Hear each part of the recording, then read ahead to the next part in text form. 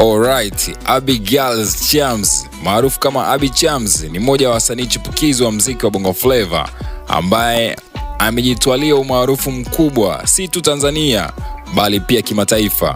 Hivi karibuni Abby Chams ameweza kupata heshima kubwa ya kuorodheshwa katika tuzo za BET Award 2025, tukio kubwa kabisa la kimataifa linalotambua vipaji vya muziki Afrika, duniani kote na wasanii wa kigeni kwa ujumla. Hii ni hatua kubwa sana na muhimu katika maisha yake ya muziki, ikionyesha kwamba ni jinsi gani basi kazi yake inavyoweza kupokelewa na kuthaminiwa duniani kote. Katika makala hii basi tutaangazia mafanikio ya Abby Chams na umuhimu wa BET Awards, lakini pia matarajio ya ushawishi wake katika muziki wa Afrika kupitia fursa hii kubwa. Bana, congratulations nyingi sana kwa Abby Chams. Hichi ni kitu kimoja kikubwa sana ambacho ana deserve kuweza kupoa heshima zake. Unaweza kumpa hongera zake hapo chini down below kwenye comment section, utakuwa umeweza kutisha kinoma noma. Lakini pia kama bado haujasubscribe, hujatufollow, unakuwa unachelewa kuweza kupata update kali na kubwa kama hizi, au sio bana?